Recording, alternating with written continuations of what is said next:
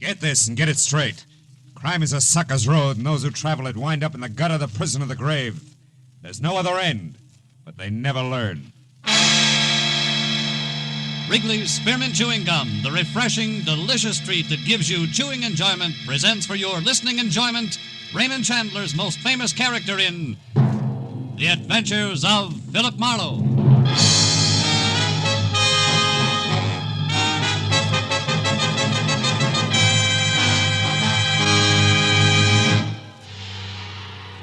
Now, with Gerald Mohr starred as Philip Marlowe, the makers of Wrigley's Spearmint Chewing Gum are glad to bring you tonight's exciting story, The Gold Cobra.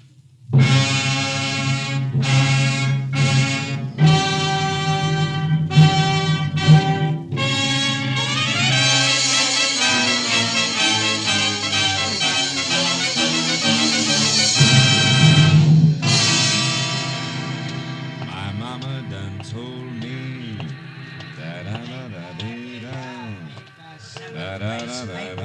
Get it before it's history. Hi, Mr. Marlowe. Hiya, kid. Get up while it's hot. Take for 7th race closing waltz. Hey, mister, could you please help a blind man? Could you let me have $1 for my first square meal in a week? You mean your first shot in an hour, don't you, Jake? Huh?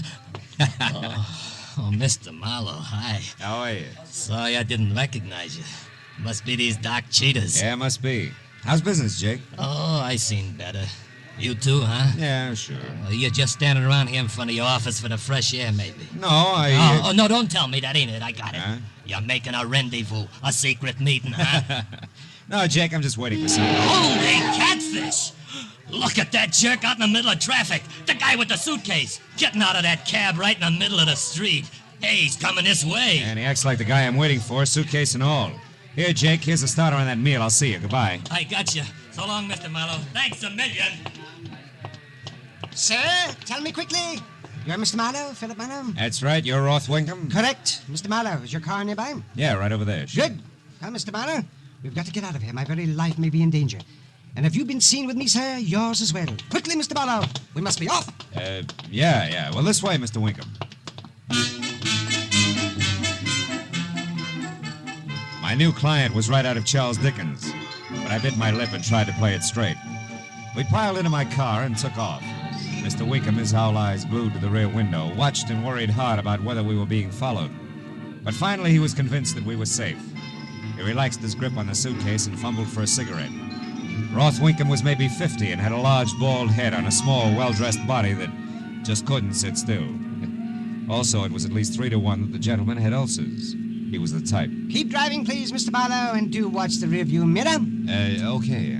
Now, sir, what exactly did I say to you on the telephone? Well, you wanted me to fly to Chicago tonight with a suitcase that contained an item worth $20,000, which was earmarked for some museum, right? Oh, yes, the Asheville Museum. Yeah, and you said something about an eccentric here in L.A. who owned the item. That's about all I caught. That and the fact that you were very worried. And I still am. Now, first, Mr. Marlowe, a word about the man who was found. First, Mr. Wickham, a word or two about the item itself, huh? You know, I can't afford to play carrier pigeon without so much as a peek. It's too much like leading with my chin. Now, what is it? A gold cobra. A gold what? A cobra. A snake, sir. Made of 250 separate links, each some 2 inches in diameter and each solid gold. Links, huh? That makes the snake flexible like the real thing, is that it? Yeah, precisely. And the cobra's hood, Mr. Marlowe, is spun gold. Oh? Originally, the object was a ceremonial piece that comes from India, from a kingdom that no longer exists. Mordecai Ziff bought it there several years ago. Mordecai Ziff, huh? Yes. He's the eccentric who lives here in L.A.? But perhaps intellectual is more the proper term. Oh. He lives near here in the Hollywood Hills, and he is the one who is presenting the cobra to the museum. I see. Well, tell me, what's your connection, Mr. Wickham? I am a friend, Mr. Marlowe. Mordecai and I studied together in Europe many years ago. Really? We have remained fast companions through the years. And now that his health is failing, he is a man of 60. I wish very strongly to repay his kindnesses, but I need your help to do it. Yeah, well, that brings us to the party following you. Who's that? A creature named Akbar, Mr. Akbar? Marlowe. Yes. He's an East Indian, and he wants the cobra, badly. That's all I know of him, except, sir, that he has no claim, morally or legally. He's merely a fanatic. Yeah, well, that's not to be sneered at. It's a full-time job. Tell me, what does this Akbar look like? Well, he's thin, he's dark-skinned, dark hair, vicious, cold eyes. You'll have to be on the... Mr. Marlowe, behind us, sir, that taxicab. We're being followed to drive, sir!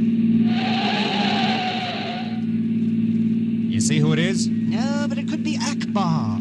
Try to lose him. That's exactly what I'm trying to do. Now, look, let me have it fast. The Cobra's in the suitcase here, right? No, this suitcase is empty. Oh? A decoy. The gold Cobra is in a similar bag that has been checked at the Beechwood Plaza Hotel. Turn again, Mr. Marlowe. The cab is gaining. Right.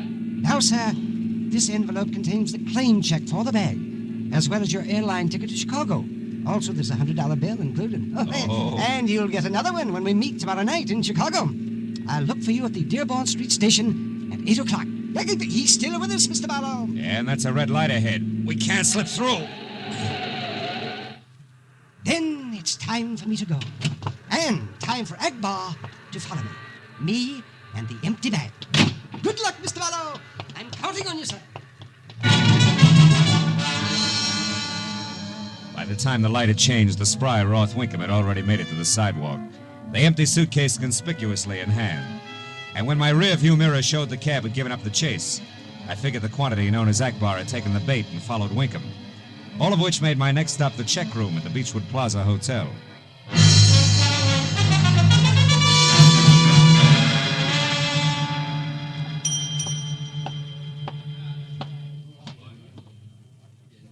Yes, sir. What'll it... Well, hello. Can I be of some assistance, maybe? I wouldn't be surprised. But at the moment, I just want my suitcase. Here, honey, it's a black bag. A black bag? Yeah. Let's see. Oh, here we are. Number 4511. Number 4511. Comes out even. Must be yours, all right. Yeah, it must be. Thanks, baby. Here. Small token of my Yo. What's the matter, handsome? Your wife just waltzed in? No wife. Just trouble. Goodbye, princess. My first glance at the man standing in the hotel entrance was almost enough. A lot of people could have jet black, unruly hair on top of a flyweight build, but very few people had that kind of wild, sparkling eyes. They were reserved for fanatics named Akbar. When he spotted me and started coming in a hurry, it was time for me and the suitcase to head for the nearest exit. I took a side door just beyond the check room, and from there ran the length of the narrow, twisting corridor that led to the rear of the hotel, and out to the alley where I'd parked my car. There I ducked behind a pile of trash cans, slipped my hand over the .38 in my shoulder holster, and waited. But after a full minute went by, I figured that it was safe to go to my car. And it would have been, if the striking redhead crouched on the seat inside hadn't been holding an also-striking pistol. Just made for ladies. Don't bother getting in the car, Mr. Marlowe. In fact, don't do anything but hand over that suitcase. Here, on the seat. Your mind's made up, huh? Definitely. And keep your hands at your sides. Now, let me have those keys you're holding. Come on, toss them here. Yeah. Now, turn around. Thank you. I'm glad you're cooperative. Don't mention it. It's your winning smile. Anything else? Yes, walk in the direction you're facing. Go on. Walk it is, baby. But first tell me, who do I see for my car? Don't worry. It'll be returned safe and sound. Yeah, what about the suitcase? It's got all the clothes I have in it. Oh, sure. You look so fetching in gold Cobra, don't you? Good night, Mr. Marlowe.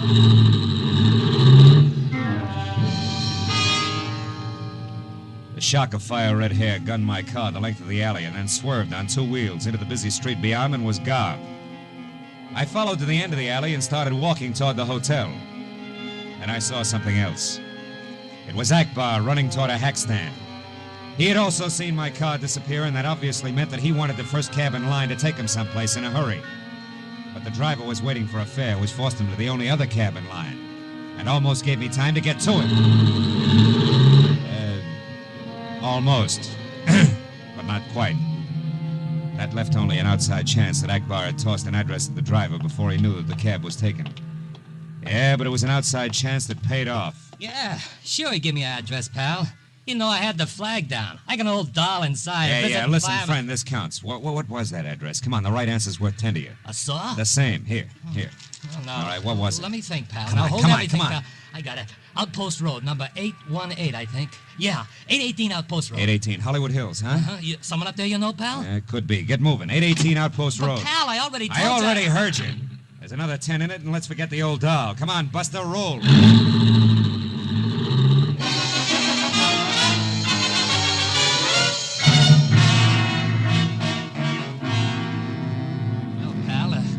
mansion there is 800 outposts, so this next job must be it. Whew, looks like the Taj Mahal joint. Yeah, that plus enough grounds to build a ballpark, grandstand included. I'll get out here, take the driveway on foot. Okay, pal, whatever you say. Hey, you want me to wait? Yeah, you better. No, I think I see my own car up there. Yeah, here's the 10, thanks. Okay, pal.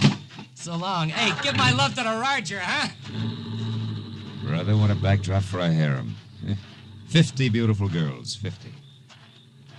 Kindly stand just where you are. This rifle is loaded and the safety not on. It was hard to believe. At the top, a genuine African pith helmet, and under that, a pudgy, cherubic, smiling face with red roses for cheeks and dimples, an inch deep. And the rest fit, too. A round little body dressed in a khaki shirt, riding breeches, and polished leather boots. Happy of the 7 dwarfs and jungle get-up. But there the individualism ended, because like everybody else I'd met tonight, his interest was in the Cobra, exclusively. Now, Mr. Whoever you are, where is that snake? Have you tried the grass? I understand snakes love it. This is not the time to jest. There's nothing funny about that Cobra. Not unless $20,000 happen to tickle your funny bone. For the last time, where is the Cobra? The truth. Okay, the truth. Frankly, my friend, I haven't the slightest idea. Honest, I haven't. Happy folded up on one punch like it was built on hinges. I headed for the Taj Mahal on a run. But when I was past my car and had gone the slippery length of a tiled porch that led to a pair of half-open etched glass doors, I slowed to a walk at the sight of a single light that came from a beaded lamp in a room inside. Then I came to a full stop. The room was about the size of a basketball court with plush decor that was strictly Far East. An elderly man wearing a bright yellow satin robe, and an also bright yellow satin turban was stretched out. Glassy eyes staring at the ceiling. The front of his robe an ugly blood-stained. Beside him was the lady with the red hair, and next to her the suitcase that wouldn't stay put. It was a good time for me and my .38 to announce ourselves. Well, this certainly outclasses the alley, doesn't it, Red? What? And now it's your turn to keep your hands at your sides. What do you want here, Marlowe? Did you kill him? No. Oh, no, I didn't. Believe me, I didn't. I hated Mordecai as if, but I wouldn't do this. Oh, of course not. How could I even think of it? You only stick up people in alleys, steal cars, walk off with gold lucky pieces worth 20 grand or better, huh? Marlowe, I didn't do this. My gun hasn't even been fired. Here, look. Don't try it, Red. I'll look when I'm ready. First, I want to make sure the gold Cobra is still intact. Of course it is. I never let it out of my hand. We'll see. Stay right where you are, baby. Don't move. I can unlock this with one hand and cover you with the other. Okay. Now we'll know if the Cobra's... Look out! Marlowe, it's real, a cobra. Steady, Red. Don't move. No! Oh, baby, you shouldn't have killed the lights. That makes the next move the Cobra's. And my gun's worthless.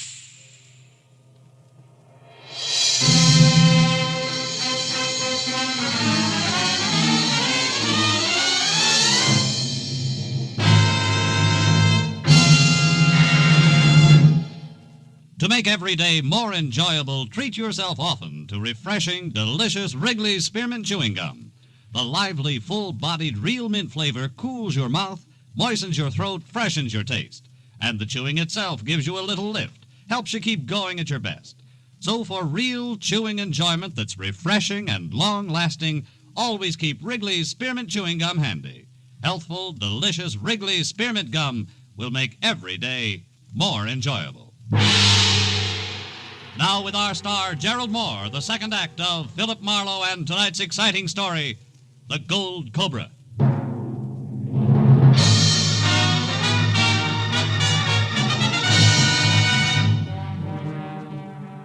We got one good look at a live Cobra rearing up out of the suitcase, its hood distended, flicking its glossy, forked tongue, before the only lamp in the room shattered on the floor in a blue flash, and total darkness surged in.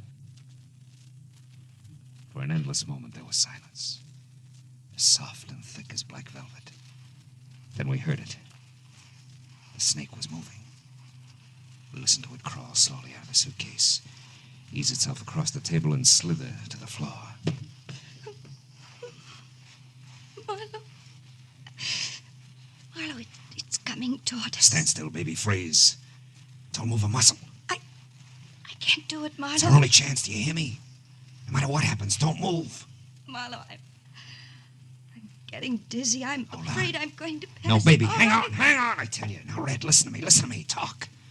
Start talking, don't stop. But talk softly. Who are you, Red? Tell me. What's your real name? Tell me. Abigail Seaburn. All right, who killed Ziff, Abby? Who was it? Come on, answer me. Keep talking. I don't know, Marlowe. I told you the truth. Why did you come here to Ziff's place? He swindled my Aunt Marcella out of all her money before she died. Yeah, go ahead. Money that was supposed to come to me. Swindler? How? He was a mentalist. Yeah. A fake mind reader and fortune teller. He told her lies that made her keep giving him money until there was nothing left. Atta girl, keep it up, baby, keep it up. Why did you take that suitcase away from me at the hotel? Answer me, Abby, think. Come on. I spied on Ziff. I found out about the gold Cobra. Yeah, go ahead. I knew if I once cut my hands on it, I could force Ziff to return the money he tricked my aunt out. Keep talking. Oh, Marlowe, I can't. I can't stand it that awful. Quiet. Listen. There's someone in here. Yeah. Who's there? Who is it? No! He made it out the door. The Cobra struck at him, Marlowe. Sounded like it was clear across the room from us. Now look, Abby, stay where you are. Don't move. I'm going to see if I can find a light switch on the wall behind us. Stand real still, Abby. You hear anything? No. Oh, hurry, Marlowe, please. Believe me, baby, I am. There ought to be a switch here someplace. There's got to be a switch. Yeah, here it is. Thank heavens, light again. Where's that Cobra? I don't see it, Marlowe. We better spot it. That thing's loaded with sudden death. It's not here, I tell you. It's gone, Marlowe, it's gone. Yeah, I guess you're right, for the time being. But in case it comes back, you better keep that gun handy. Where are you going? After the guy who beat it through that door. Right now, it pays to be ahead of the game. But not too far ahead, Abby, do you understand? Oh, yes. At this point, mister, I'll do anything you say. All right, then wait here for me. And keep your eyes open wide. This Cobra's not the only killer loose in this joint. The door opened into a long passageway that offered as much chance to duck for cover as the inside of a loaded cannon barrel. And it was so narrow that if the Cobra had found its way out there, it would be within kissing distance when we passed. The hair on my neck remained at rigid attention while I edged along the hall toward a dim light at the end that came from a heavily draped green waiting room. In the center, facing halfway from me, was Akbar, a tousle-haired East Indian. His face was even grayer than before, and his hand trembled as he mopped his glistening forehead with a silk handkerchief. When I stepped in, he saw me from the corner of his eye. His face went stony. Only his right hand moved. It dived under his jacket for a weapon, but I brought my gun down hard on the point of his shoulder. His arm went limp, and a knife as wicked as the back end of a scorpion bounced across the floor. Doug, you'll pay for this interference. Out on the installment plan, Buster. We're going to settle up right now. How come the live Cobra in the suitcase you're so anxious about? A fiendish trick. Yeah, and in the dark, it almost caught you, didn't it? True, but fortune smiled and the Cobra missed. Yeah, but fortune's a fickle lady, Buster. Come on, talk it up. Just what are you trying to promote? The return of this sacred gold Cobra to its rightful place. The temple of my ancestors in India. The blasphemy perpetrated by Mordecai Ziff will end only in the restoration of the gold Cobra. And I am prepared to do whatever I must do to accomplish this. Even to paying money for it. Or killing? Or killing. Death is transitory and therefore inconsequential. Well, the Homicide Bureau has other ideas, Elephant Boy. So maybe we better just... I hate to leave you alone, Akbar, but you're better off in the long run.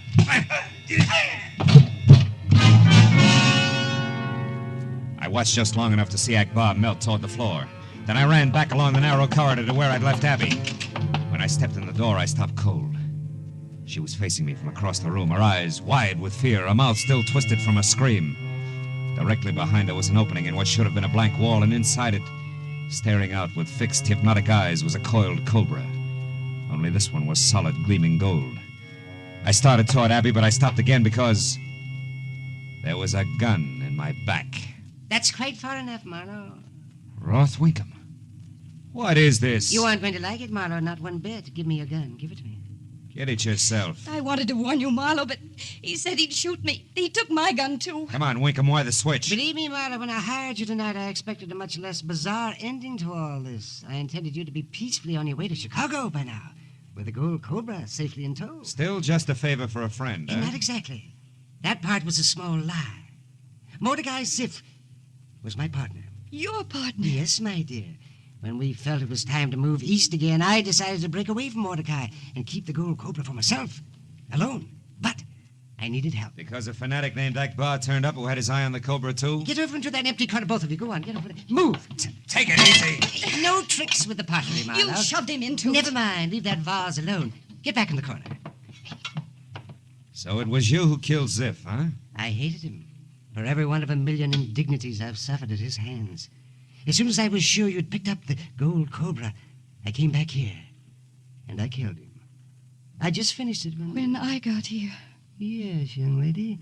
I didn't know about you, but I managed to get out of here before you blundered in with that empty suitcase. Empty suitcase, that's what you think. That's what I mean. There on the table, empty, as it has been from the outset. Just as empty as the decoy I used. Obviously, Mordecai suspected my intentions to steal the gold Cobra after all. It was a bit more than that, Wickham, honest. Oh, what a cozy pair of chums you and Ziff must have been. You really don't know what he put in that bag, do you? What are you talking about? Ziff had a surprise all set for you, Wickham. It was Marlowe, look! The snake, it's coming out of that vase. Holy smoke, Wickham, there's a live Cobra behind you. I don't blame you. Listen to me, will you? Oh, that's such an old stunt. Stay back. Marlowe, it's Wickham, coming. kill it, I tell you, it's right behind you. Stop it! You're only wasting time. No.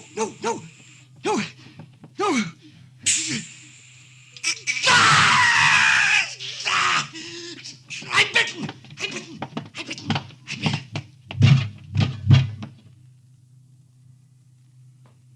Oh, no. He's out, and it's no help, baby. That thing's still between us and his gun.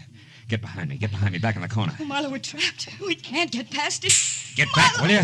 Maybe I can throw my coat over it long enough. Hey, anybody here? What's the matter? Oh, it's the jerk in the pith helmet. Hey, you! Over here!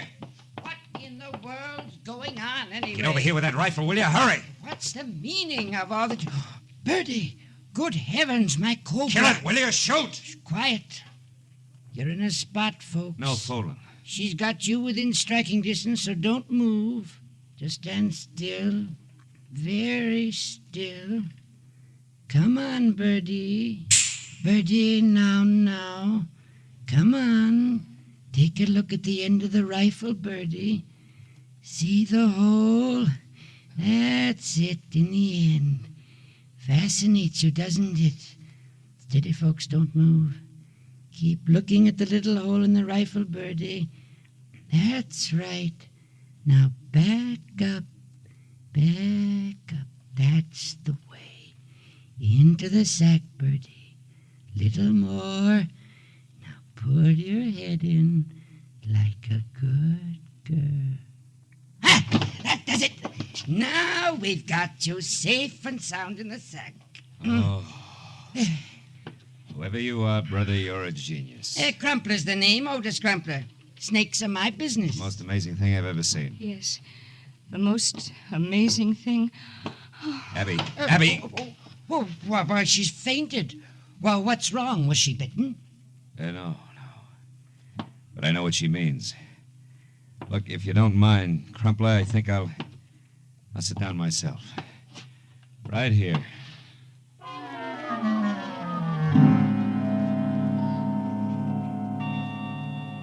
Well, when the police finally moved in, they gave the degenerate Taj Mahal a long once-over, and then we adjourned for more questions and answers to the hospital where Abby Seberg was getting a nerve back and Akbar was nursing the split scalp I'd given him.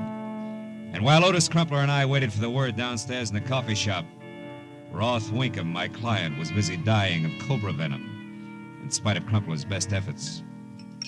Well, that's the way it is with cobras, Mr. Marlowe. Sometimes there's just nothing you can do. Sugar? No thanks, now. He had it coming, Otis. Oh, both of them did. Mordecai Ziff was a slimy sort, too.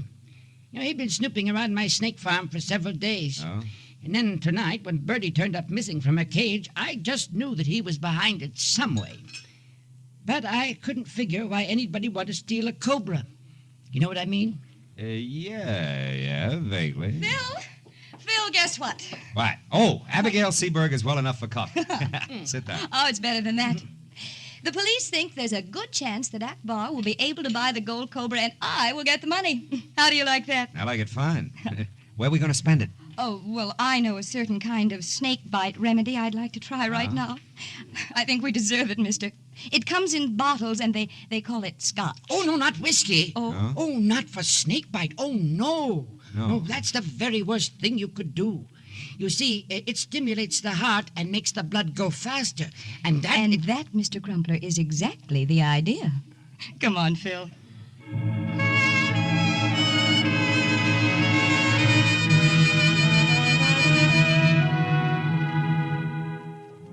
You know, there are many things that can lead to romance. Usually it's moonlight. Sometimes it's a bit of a song. But whoever heard of a snake playing Cupid? Yeah, well, there was a snake in the Garden of Eden. Yeah, but come to think of it, he kicked up quite a fuss. Phil, what are you thinking? Snakes. What are you thinking? Apples.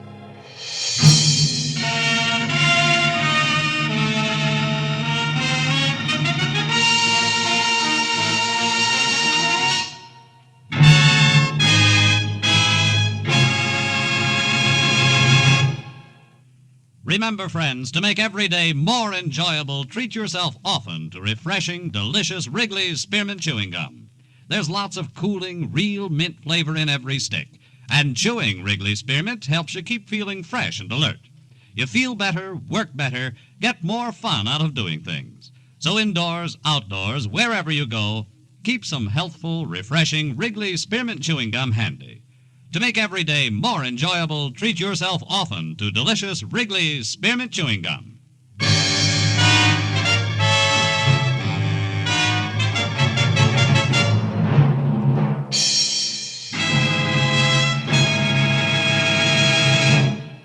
The Adventures of Philip Marlowe, presented by Wrigley's Spearmint Gum, bring you Raymond Chandler's most famous character and star, Gerald Mohr. Philip Marlowe is produced and directed by Norman MacDonald and written for radio by Robert Mitchell and Gene Levitt. Featured in the cast were Howard McNear, Lynn Allen, Wilms Herbert, Lou Krugman, Bill Lally, and Michael Ann Barrett. The special music is composed and conducted by Richard Arant.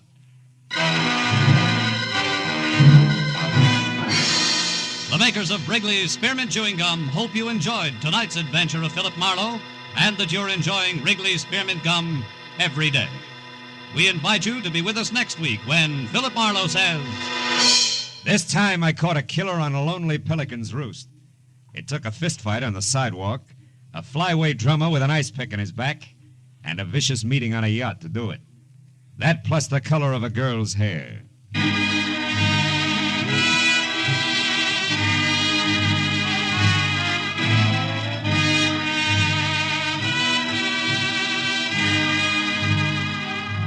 This is Bob Stevenson speaking, and this is CBS, the Columbia Broadcasting System.